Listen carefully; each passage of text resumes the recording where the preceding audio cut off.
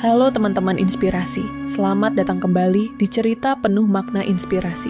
Tempat di mana kisah-kisah nyata, menyentuh, dan penuh misteri kami hadirkan untuk membuka mata, hati, dan kadang membuat bulu kuduk kalian berdiri. Di episode kali ini, kami akan mengangkat sebuah kisah yang pernah viral di media sosial, sebuah thread yang membuat ribuan orang tidak bisa tidur semalaman. Dan kini, diangkat menjadi cerita yang lebih dalam, lebih nyata, dan lebih menegangkan. Bayangkan, sebuah pabrik tua di tengah perkebunan tebu yang luas. Kabut tebal turun menjelang malam, suara mesin-mesin tua meraung, dan di antara cerobong-cerobong tua, ada suara lain. Suara yang tidak berasal dari manusia. Ini bukan sekadar kisah horor. Ini adalah kisah nyata yang terjadi di sebuah pabrik gula peninggalan Belanda di Jawa Tengah. Sebuah tempat yang tak pernah benar-benar tidur, bahkan ketika semua pekerjanya sudah pulang. Cerita ini berawal pada tahun 2016, ketika seorang buruh baru bernama Yudi, laki-laki 26 tahun, asal Klaten, mendapat pekerjaan sebagai tenaga shift malam di pabrik gula Madusari. Pabrik ini sudah berdiri sejak tahun 1872. Bangunannya kokoh, bergaya kolonial, tapi warnanya pudar dimakan usia. Mesin-mesin raksasa peninggalan zaman Hindia Belanda masih berdiri dan berfungsi. Walau dengan derit-derit besi yang seolah memekik, Yudi awalnya hanya ingin mencari nafkah. Pekerjaan ini tidak glamor, tapi cukup untuk membantu keluarganya di kampung. Ia datang dengan tekad dan semangat, tapi ia tidak tahu bahwa tempat yang kini menjadi sumber penghidupannya dulunya adalah ladang kematian bagi banyak jiwa. Dalam shift malam pertamanya, Yudi mulai menyadari bahwa ada yang tak beres. Udara terasa berat, seperti membawa beban dari masa lalu. Bau gula yang manis justru terasa mual, seolah menutupi bau busuk yang sudah lama terkubur. Ia tak ingin percaya cerita-cerita buruh senior yang bicara tentang sosok perempuan tanpa wajah, atau anak kecil yang menangis di dekat mesin penggiling. Tapi malam itu, sesuatu terjadi, dan itulah awal dari semuanya. Teman-teman inspirasi, apakah kalian siap menyusuri lorong-lorong gelap di balik dinding pabrik tua ini? Apakah kalian berani melihat kenyataan bahwa beberapa tempat memang tidak pernah ditinggalkan, bahkan ketika kehidupan terus berjalan? Jangan kemana-mana, karena kisah ini baru saja dimulai. Di scene berikutnya, kita akan masuk ke dalam hari pertama Yudi bekerja, dan peristiwa pertama yang mengguncang seluruh pabrik. Sebuah malam yang mengubah hidupnya selamanya. Terima kasih sudah menyimak awal dari kisah ini bersama cerita penuh makna inspirasi. Kalau kalian merasa cerita ini membuat bulu kuduk kalian berdiri, jangan lupa klik like, tinggalkan komentar kalian di bawah, dan subscribe channel ini agar tidak ketinggalan kelanjutan ceritanya. Karena yang akan datang jauh lebih menyeramkan. Teman-teman inspirasi, setelah malam pertama yang penuh firasat aneh, Yudi berusaha menenangkan diri. Ia mencoba menepis kekhawatiran itu sebagai lelah dan stres karena lingkungan baru. Tapi di dalam hati kecilnya, ada kegelisahan yang tak bisa dijelaskan. Hari berganti malam. Jadwal kerja shift malam kembali datang. Pukul 18.00, Yudi sudah tiba di gerbang pabrik, mengenakan seragam lusuh berwarna coklat tua dengan lambang PG Madusari yang nyaris pudar. Saat ia melangkah melewati gerbang besi tua itu, ia disambut oleh Warto, salah satu buruh senior berusia sekitar 50-an tahun. Tubuhnya kurus, kulitnya legam terbakar matahari, tapi tatapannya tajam, seperti tahu sesuatu yang orang lain tak ingin bicarakan. "Masih betah kerja malam, Le?" tanya Warto sambil menyulut rokok kretek. Yudi tersenyum kaku. "Namanya juga kerja, Pak. Belum ada apa-apa kok." Warto mengangguk pelan. Tapi sebelum beranjak, ia sempat berbisik. Kalau dengar suara mesin hidup sendiri, jangan langsung nyamperin. Dulu ada yang begitu. Nggak pulang sampai sekarang. Yudi tertawa kecil, mengira Warto sedang menggoda. Tapi raut wajah pria tua itu tak berubah. Serius. Gelap, malam itu Yudi ditugaskan di ruang penggilingan. tempat di mana batang-batang tebu dihancurkan untuk diambil sarinya. Suasana di sana tak pernah benar-benar tenang. Bahkan, ketika tidak ada mesin yang beroperasi, masih ada gema aneh seperti bisikan besi tua yang tak mau diam. Ruangannya besar, dengan langit-langit tinggi dan jendela-jendela besar yang dilapisi debu bertahun-tahun. Lampu-lampu neon sering berkedip dan sebagian sudah mati. Sekitar pukul 1 pagi dini hari, saat mata sudah mulai berat dan para pekerja lain duduk istirahat di ruang kontrol, Yudi memilih untuk keliling area. Entah kenapa, ia merasa terpanggil untuk berjalan ke lorong belakang pabrik. Lorong ini sempit, gelap, dan tidak termasuk area patroli rutin. Tapi suara aneh seperti derit mesin membuatnya penasaran. Langkahnya terhenti ketika ia melihat sebuah pintu besi setengah terbuka. Di baliknya, samar-samar terdengar suara seseorang menangis. Bukan tangisan keras, tapi tangisan lirih, seperti seseorang menahan sakit. Suaranya, "Perempuan." Yudi ragu. Akalnya berkata untuk pergi, tapi rasa ingin tahu lebih kuat. Ia dorong pintu itu perlahan dan kosong. Hanya ruang penyimpanan tua berisi drum-drum karat dan alat-alat yang tak terpakai. Tidak ada siapapun. Namun saat ia membalikkan badan untuk keluar, tangisan itu terdengar lagi. Kali ini dari belakangnya, dan ketika ia menoleh, ruang itu sudah tidak kosong lagi.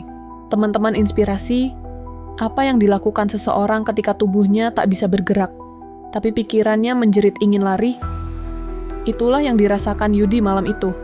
Tubuhnya kaku, napasnya tercekat, karena di pojok ruangan penyimpanan itu berdiri seorang perempuan. Tapi bukan perempuan biasa. Gaunnya panjang dan lusuh, seperti kain putih yang sudah dicelup ke dalam lumpur. Rambutnya hitam panjang menutupi sebagian wajahnya. Tapi bagian wajah yang terlihat kosong, tidak ada mata, tidak ada hidung, hanya cekungan gelap seperti kulit yang pernah terbakar dan tak pernah sembuh. Sosok itu berdiri diam, tidak bergerak. Tapi Yudi bisa merasakan pandangannya menusuk, seolah-olah dia sedang menunggu. Yudi mundur pelan. Ia tak berani bersuara, bahkan untuk sekadar memanggil nama Tuhan. Tapi saat langkahnya nyaris mencapai ambang pintu, drum besi di dekat sosok itu tiba-tiba bergetar keras. Dentumannya menggema. Dan saat ia menoleh, sosok itu sudah tidak ada. Namun di lantai, tepat di tempat perempuan itu berdiri, ada bekas tapak kaki, dengan genangan cairan hitam yang tidak mengering. Yudi berlari keluar. Jantungnya berdentum begitu keras seakan ingin melompat keluar dari dadanya. Ia kembali ke ruang kontrol, dan mendapati para buruh shift malam sedang bercanda seperti biasa, seolah tak ada yang berubah. Seolah dunia yang baru saja dilihat Yudi, hanyalah miliknya seorang.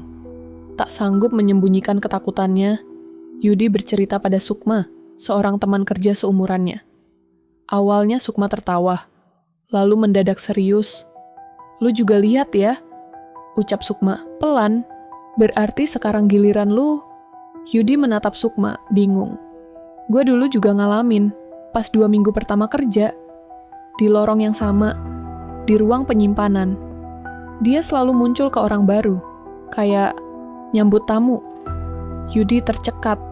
Kalau dia udah mulai muncul, itu baru awal. Yang lebih parah belum datang. Teman-teman inspirasi, apa yang sebenarnya terjadi di pabrik ini? Siapa perempuan itu? Dan kenapa hanya pendatang baru yang bisa melihatnya? Semua pertanyaan ini belum berakhir. Justru baru mulai membentuk jawaban yang menakutkan. Scene berikutnya akan membawa kita ke peristiwa yang lebih mengerikan. Saat salah satu buruh shift malam menghilang, tanpa jejak. Dan pabrik ini, sekali lagi, menelan korbannya. Apakah kalian siap, teman-teman inspirasi? Kalau kalian ingin terus mengikuti kisah ini, pastikan untuk like video ini. Tinggalkan komentar kalian tentang siapa sebenarnya perempuan itu. Dan subscribe ke cerita penuh makna inspirasi agar tidak ketinggalan lanjutan cerita yang lebih mencekam. Sampai jumpa di scene berikutnya. Teman-teman inspirasi, malam demi malam berlalu. Dan Yudi mulai kehilangan rasa kantuk. Bukan karena tubuhnya kuat, tapi karena pikirannya selalu dihantui rasa was-was. Sejak malam ia bertemu sosok perempuan di ruang penyimpanan. Dunia di pabrik itu berubah. Tak ada yang benar-benar menjelaskan siapa dia. Bahkan, Sukma hanya bisa memberi petunjuk samar. Katanya, dulu ada juga yang melihatnya. Dan setelah itu, orang-orang mulai hilang satu persatu. Tapi tidak ada bukti. Tidak ada laporan resmi, hanya desas-desus, seperti kabut yang tebal, tak bisa digenggam. Malam itu, sekitar pukul 2 dini hari, shift malam berjalan seperti biasa. Yudi, Sukma, dan 4 buruh lainnya duduk di ruang kontrol sambil menyeruput kopi dari termos tua. Di antara mereka ada satu orang yang dikenal pendiam dan agak tertutup, Sugeng. Usianya 30 tahun, berkumis tipis, dan jarang bicara kalau tidak ditanya. Tanpa banyak kata, Sugeng bangkit dari duduknya, lalu berkata singkat, "Ke belakang dulu ya, kebelet." Tak ada yang menanggapi serius. Mereka hanya mengangguk sambil terus berbincang. Tapi 15 menit berlalu, lalu 30, dan Sugeng belum kembali. Sukma mulai gelisah. Biasanya dia cepat, gak sampai 5 menit, katanya. Yudi merasa dadanya sesak. Toilet belakang itu dekat lorong penyimpanan, kan? Sukma hanya mengangguk pelan. Mereka berdua akhirnya memutuskan menyusul. Berjalan menyusuri lorong dengan senter di tangan. Cahaya senter bergoyang karena tangan mereka sedikit bergetar. Sunyi, tak ada suara, bahkan mesin pun diam. Sesampainya di toilet, kosong. Tapi yang aneh, pintu salah satu bilik terbuka setengah.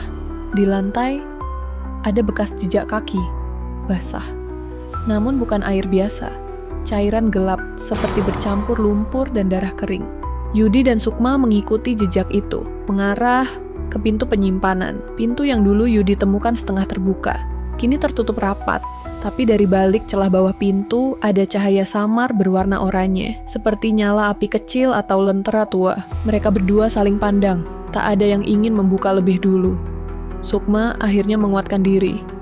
Tapi saat tangannya menyentuh gagang pintu, terdengar suara, bukan tangisan. Kali ini, suara tertawa. Tawa perempuan, pelan, dingin, mengalir ke telinga seperti desis ular. Mereka berdua sontak mundur. Dan tiba-tiba, lampu lorong padam. Total gelap. Yudi menjerit panik, senter terjatuh, dan saat ia meraba lantai untuk mengambilnya, ada tangan yang menggenggam tangannya. Tapi bukan tangan Sukma. Tangan itu dingin, basah, dan terlalu kurus. Seperti bukan manusia. Teman-teman inspirasi, di titik ini, Yudi merasa semuanya mulai masuk ke dalam mimpi buruk yang tak bisa dibangunkan. Tangannya digenggam oleh sesuatu atau seseorang yang tidak kasat mata. Ia berteriak, namun suara tenggelam dalam pekat lorong. Sukma membantunya menarik tangan dan keduanya lari kembali ke ruang kontrol. Napas memburu dan mata merah menahan takut. Mereka mendapati 2 buruh lain sudah berdiri di sana. Kebingungan karena listrik padam di beberapa bagian pabrik. Namun yang mengagetkan, Sugeng tak kembali. Pagi datang. Kepala shift pagi datang dan mendapati laporan tentang Sugeng yang belum pulang. Pencarian dilakukan, tapi hasilnya nihil. Tidak ada yang tahu kemana dia pergi. CCTV di lorong belakang rusak, sudah mati sejak minggu lalu. Data absen, Sugeng tercatat masuk, tapi tidak keluar. Laporan resmi ke polisi pun tidak membuahkan hasil. Hanya ditulis sebagai hilang tanpa jejak. Tapi bagi Yudi dan Sukma, mereka tahu pasti, ini bukan hilang biasa. Beberapa hari kemudian, Warto, buruh senior yang dulu sempat memberi peringatan, memanggil Yudi diam-diam. Di balik gudang kecil, Warto menyerahkan selembar foto hitam putih yang sudah menguning. "Lihat ini," katanya. Dalam foto itu, tampak barisan buruh pabrik tahun 80-an. Semuanya pria, kecuali satu perempuan, berdiri paling pojok, mengenakan gaun putih lusuh. Wajahnya mirip dengan yang Yudi lihat di ruang penyimpanan. "Namanya Sri," ucap Warto. "Dulu dia satu-satunya pekerja perempuan di sini, anak mandor. Tapi katanya diperkosa beramai-ramai sama buruh malam. Gak ada yang bela. Dia bunuh diri di ruang penyimpanan." Yudi merinding dari ujung rambut sampai kaki. Pabrik ini nutupin semuanya. Mayatnya nggak dikubur layak, cuma dibuang ke drum, lalu dikatakan kecelakaan kerja. Sampai sekarang, setiap kali ada anak baru, dia muncul. Warto memandang langit-langit, suaranya serak. Dia nggak jahat, Leh. Dia nyari keadilan, tapi caranya udah bukan manusia lagi. Teman-teman inspirasi, bagaimana jika teror yang kita alami sekarang adalah akibat dari dosa masa lalu yang dikubur begitu dalam. Dan kini, Yudi sadar mereka bukan hanya sedang bekerja di pabrik tua, tapi sedang berdiri di atas kuburan dendam yang belum termaafkan. Cerita ini belum berakhir, karena malam berikutnya, giliran Sukma yang memimpikan Sri berdiri di ujung ranjangnya. Dengan gaun putih, tubuh berlumur darah, dan suara lirih. Bantu aku, atau kalian semua akan menyusul. Teman-teman inspirasi, malam itu Sukma tidak bisa memejamkan mata. Meski tubuh lelah, pikirannya terus berputar. Namun begitu ia terlelap, mimpi buruk menyergap. Dalam mimpinya, ia berjalan sendirian menyusuri lorong pabrik yang basah dan gelap. Tak ada suara. Hanya degup jantung sendiri yang berdetak kencang. Di ujung lorong itu, seseorang berdiri. Sosok perempuan berbaju putih lusuh, rambut panjang menjuntai menutupi wajahnya, dan darah menetes dari ujung jari. Sukma tak bisa bergerak. Kakinya seperti dibekukan. Perempuan itu perlahan mendongak. Matanya kosong. Namun dari bibir pucatnya, terdengar suara lirih. "Tolong aku." Kemudian, suara itu berubah menjadi jeritan, menusuk gendang telinga, dan tiba-tiba Sukma terbangun, berkeringat dingin. Di dadanya ada bekas tangan, mencengkeram. Bukan hanya mimpi, teman-teman inspirasi. Itu adalah pesan. Sri, perempuan yang dulu diperlakukan keji, kini menuntut sesuatu. Tapi bukan balas dendam semata. Dia ingin sesuatu diselesaikan. Keesokan harinya, Sukma menceritakan semuanya ke Yudi. Meski ragu, mereka sepakat untuk menyelidiki lebih jauh. Mereka mulai bertanya ke buruh-buruh lama yang masih hidup, tapi sebagian memilih diam. Bahkan beberapa langsung pergi begitu nama Sri disebut. Namun satu orang bersedia bicara, Pak Sabar. Dulu ia teknisi mesin pabrik, sekarang tinggal di rumah kecil tak jauh dari komplek pabrik yang kosong. Ia menerima Yudi dan Sukma dengan tatapan berat. "Dulu waktu Sri hilang, aku yang nemu kalungnya," katanya, sembari menunjukkan gantungan kecil dari kawat berbentuk hati yang kini sudah berkarat. "Aku tahu siapa yang ngerjain itu ke Sri. Tapi waktu itu, saya takut. Semua pada tutup mulut." Yudi mengepalkan tangan. "Siapa mereka, Pak?" Pak Sabar menatap langit, lama, lalu menjawab pelan, "Orang-orang itu, beberapa masih kerja di pabrik ini. Mereka yang paling senior, masih hidup, tapi satu persatu mulai kena giliran." Sukma merinding. "Giliran apa, Pak?" Pak Sabar memejamkan mata. "Dikunjungi Sri, dalam mimpi, sama seperti kalian. Kalau dia bilang tolong aku, berarti dia masih nunggu seseorang menyelesaikan yang dulu tertunda. Kalau enggak," tanya Yudi. Pak Sabar hanya menjawab, "Yang tersisa akan menyusul." Malam itu, keputusan diambil. Yudi dan Sukma akan mencoba membongkar ulang ruang penyimpanan tempat Sri mengakhiri hidupnya. Tapi mereka tidak tahu apa yang sebenarnya tersembunyi di balik dinding pabrik tua itu.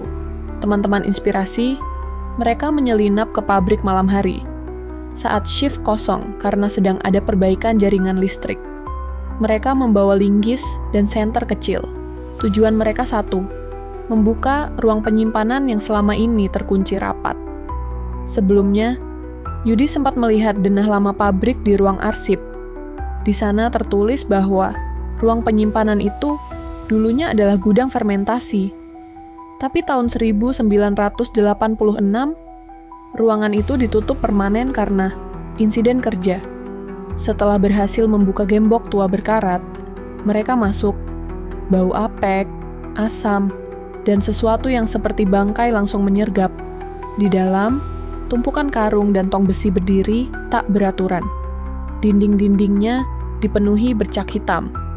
Tapi yang paling mencolok adalah satu drum besar berkarat, tertutup rapat dengan penutup besi. Sukma berjalan mendekat, lututnya gemetar. Yudi menyinari bagian bawah drum dan menemukan ukiran huruf yang sudah nyaris pudar. SR86. Yudi menoleh ke Sukma. Sri, 1986? Sukma mengangguk perlahan. Mereka mencoba membuka penutup drum itu. Butuh waktu, tapi akhirnya terbuka. Teman-teman inspirasi, isi drum itu bukan gula, tapi tulang manusia. Terbungkus sisa-sisa kain putih yang sudah membusuk, dengan satu kalung kawat di dalamnya. Sukma menutup mulut, menahan muntah. Yudi terduduk, kalung itu sama persis dengan yang ditunjukkan Pak Sabar. Mereka tahu, mereka telah menemukan jasad Sri. Namun saat mereka hendak keluar, pintu ruang penyimpanan tertutup dengan sendirinya. Lampu senter mati serentak. Dan dari sudut ruangan muncul suara berat. Bukan tangisan, bukan jeritan, tapi doa. Doa dalam bahasa Jawa kuno. Dan sosok Sri berdiri di balik drum. Tapi kali ini, ia tidak sendiri. Ada bayangan lain, banyak. Seolah para arwah lain ikut menonton, menanti, dan menghukum. Teman-teman inspirasi, malam itu bukan hanya malam penemuan, tapi malam perhitungan. Akankah mereka berhasil keluar hidup-hidup? Ataukah Sri menginginkan lebih dari sekadar ditemukan? Cerita ini akan berlanjut. Teror yang lebih gelap masih menunggu. Teman-teman inspirasi, setelah detik-detik menegangkan di ruang penyimpanan, Yudi dan Sukma berhasil melarikan diri. Tak mereka duga, pintu tiba-tiba terbuka sendiri setelah mereka membaca doa spontan. Langit malam tampak pekat dan sunyi. Angin seolah berhenti. Namun dalam hati mereka tahu, Sri belum benar-benar tenang. Mereka kembali ke rumah Pak Sabar dengan tubuh gemetar dan wajah pucat. Kalung kawat dan sisa kain putih yang mereka temukan dibungkus kain kafan, niatnya untuk diserahkan ke keluarga Sri. Tapi siapa keluarganya kini? Pak Sabar menyarankan satu hal, pemanggilan sesepuh desa. Kalau kalian benar-benar mau bantu Sri tenang, harus ada yang menyelesaikan ritual yang dulu tertunda, katanya lirih. Ternyata, setelah Sri ditemukan meninggal 40 tahun lalu, pabrik sengaja menutupi kasusnya. Tidak ada pemakaman, tidak ada doa. Jasadnya hilang, rohnya menggantung, menunggu, menuntut. Ritual itu harus dilakukan malam Jumat Kliwon, tepat di lokasi kematiannya. Tapi tak semua berani hadir. Hanya 3 orang, Pak Sabar, Yudi, dan Sukma. Malam itu datang. Angin menderu keras, daun-daun berguguran seperti menangisi sesuatu. Di depan pabrik, mereka membentuk lingkaran. Kalung dan kain Sri diletakkan di tengah. Pak Sabar mulai membaca doa, menggenggam dupa yang asapnya melingkar seperti ular. Tapi belum genap doa selesai, tanah di sekitar mereka bergetar. Lampu-lampu jalan padam serentak. Dan dari arah pabrik, suara langkah kaki. Pelan, berat.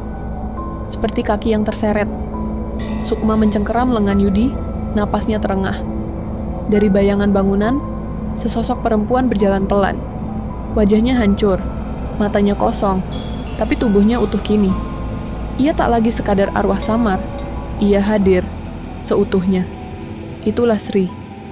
Tapi yang mengejutkan, Sri tak menunjukkan amarah malam itu. Ia mendekat ke lingkaran ritual dan menangis. Bukan jerit, bukan tawa menyeramkan, tapi tangis lirih, manusiawi. Pak Sabar berkata pelan, Sri hanya ingin dikuburkan dengan nama, dengan doa, dengan kehormatan. Dan saat doa terakhir selesai dibacakan, Sri perlahan memudar, menjadi kabut tipis, meninggalkan aroma melati yang samar. Namun teman-teman inspirasi, justru di saat Sri pergi, masalah yang lebih besar muncul. Karena di balik ketenangan itu, tersisa satu bisikan, satu nama, yang membuat bulu kuduk mereka kembali berdiri. Bukan aku yang kalian harus takuti, tapi mereka. Teman-teman inspirasi, pagi setelah ritual itu, suasana terasa ganjil. Pabrik mendadak ramai. Bukan oleh pekerja, tapi oleh polisi dan tim forensik. Rupanya, tanpa sepengetahuan Yudi dan Sukma, Pak Sabar telah mengirim laporan kepada media lokal dan kepolisian terkait temuan jasad Sri dan sejarah kelam pabrik. Yudi marah saat tahu. Kenapa Pak? Kita janji ini soal batin, bukan hukum. Namun Pak Sabar tenang. Kalian belum tahu semua. Ini lebih besar dari sekadar arwah penasaran. Dan benar saja, penyelidikan resmi menguak fakta mengerikan. Sri bukan satu-satunya korban.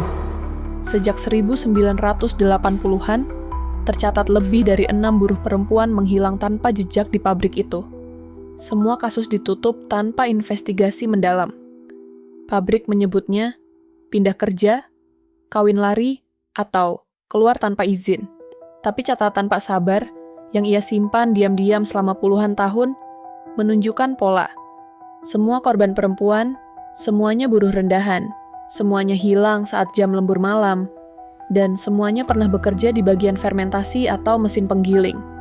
Sukma yang tadinya merasa lega kini kembali dilanda ngeri. Jadi, Sri cuma pembuka jalan. Pak Sabar mengangguk. Dia adalah yang pertama berani menunjukkan dirinya, tapi yang lainnya belum. Dan saat tim forensik membongkar fondasi ruang penyimpanan lama, mereka menemukan lebih dari 1 tulang belulang. Ada potongan kain seragam buruh, ada gelang plastik, bahkan kartu tanda kerja dengan nama-nama yang tak tercatat dalam database pabrik modern. Yudi gemetar. Ini pembantaian, Pak. Pak Sabar membenarkan. Ini kejahatan sistematis, dilakukan oleh segelintir orang yang merasa tak akan pernah disentuh hukum. Lantas siapa pelakunya? Sayangnya, banyak dari nama yang diduga terlibat telah meninggal. Tapi satu nama mencuat. Sosok yang kini menjabat sebagai direktur utama pabrik gula Jatiroto. Dulu ia adalah mandor kepala bagian fermentasi. Yudi mencatat nama itu, Suryo Pranoto. Sukma menatap Yudi dalam diam. Kalau ini benar, kita bakal lawan orang paling berkuasa di sini. Dan di saat bersamaan, di ruangan direktur, seseorang sedang menatap kamera CCTV lama. Ia tersenyum tipis dan berbisik sendiri. Akhirnya, mereka mulai menggali.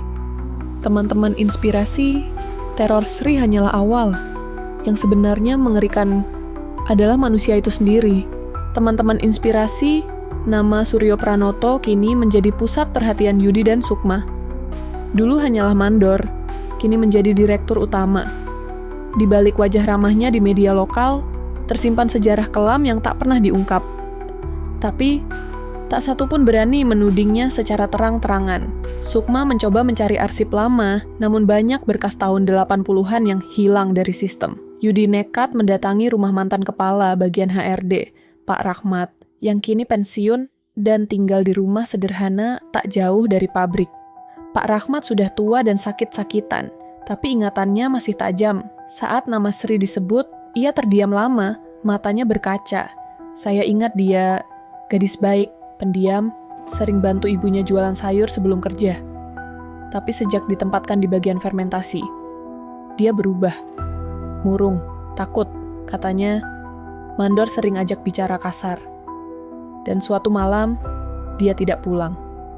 Yudi bertanya, "Bapak tahu siapa mandornya?" Pak Rahmat tak langsung menjawab, tapi akhirnya berbisik, "Suryo. Tapi kami semua disuruh diam. Kalau buka mulut, bisa menghilang." Pengakuan itu membuat Yudi dan Sukma yakin. Suryo terlibat, tapi tanpa bukti, semua akan dianggap fitnah. Maka mereka menyusun rencana. Menggali lebih dalam ruang penggiling tua yang dulu menjadi wilayah kerja Sri dan korban-korban lain. Bagian pabrik yang kini tidak aktif, dan katanya angker. Malam itu, mereka menyelinap masuk, ditemani Pak Sabar, dan seorang jurnalis muda bernama Rani yang tertarik menelusuri kasus ini. Dengan penerangan seadanya, mereka masuk ke lorong sempit yang lembab dan gelap. Bau besi karatan dan oli tua menyengat hidung. Saat mereka menyalakan alat perekam dan membuka pintu ruang penggiling tua, mereka dikejutkan oleh tembok belakang yang janggal. Bata merah di bagian bawah tampak lebih baru. Pak Sabar berkata pelan, "Itu bukan tembok asli." Dengan palu dan linggis, mereka mulai membongkar. Dan di balik tembok itu, bau busuk menyergap kuat. seperti daging membusuk. Dan tak lama kemudian, mereka melihatnya. Kantong plastik hitam, dalam jumlah banyak. Diikat rapat, satu dibuka perlahan. Dan yang terlihat, tulang manusia. Sukma tersungkur, muntah. Rani merekam dengan tangan gemetar. Yudi berdiri mematung. Mereka tak hanya menemukan bukti pembunuhan, tapi kuburan massal.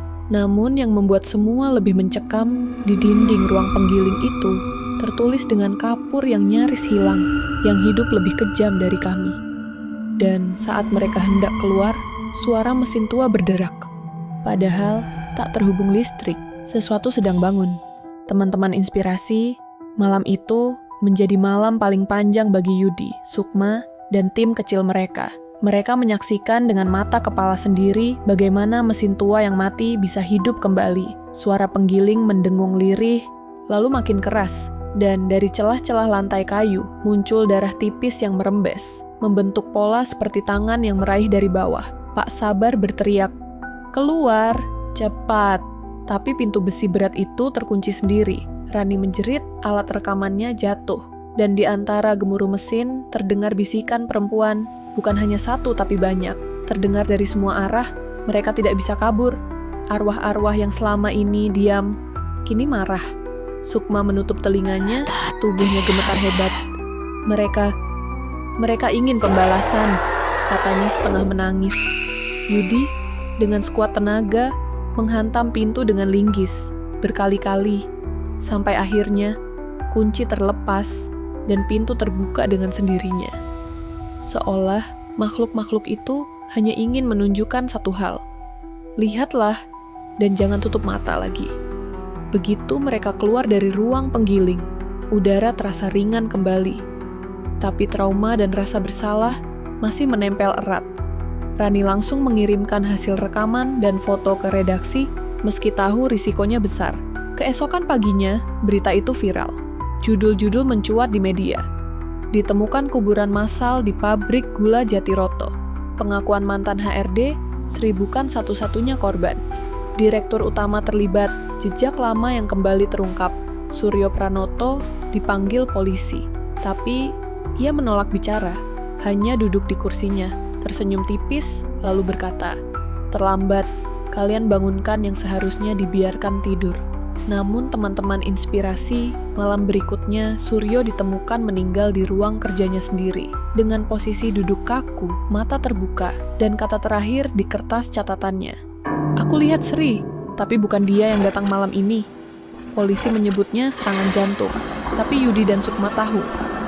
Ini lebih dari itu, ini pembalasan, bukan hanya dari satu arwah tapi banyak. Dan mereka belum selesai. Teman-teman inspirasi, siapkah kalian menyimak penutupnya di scene 12 nanti? Cerita ini belum berakhir. Masih ada satu malam yang belum dilewati. Malam yang menyimpan jawaban. Halo, teman-teman inspirasi. Cerita ini membawa kita menyelami lorong-lorong gelap sebuah pabrik tua di Jawa Timur. Namun sejatinya, lebih dari sekadar kisah mistis atau teror arwah penasaran. Ini adalah cerita tentang ketidakadilan yang dikubur hidup-hidup, tentang suara-suara yang lama dibungkam, dan akhirnya berbicara lewat cara yang tak terduga. Setelah kematian Suryo Pranoto, penyelidikan besar-besaran dilakukan. Identitas para korban mulai terungkap satu persatu lewat uji forensik. Ada belasan nama, semuanya perempuan muda, semuanya pernah bekerja di bagian fermentasi pabrik, dan semuanya dulu hanya dianggap buruh rendahan tanpa arti. Sukma menulis buku kecil berjudul Suara dari Pabrik Gula, yang bukan hanya menceritakan kejadian mistis, tapi menyoroti bagaimana kekuasaan bisa membungkam, bagaimana korban bisa dilupakan, dan bagaimana sebuah tempat kerja bisa menjadi ladang kuburan diam-diam.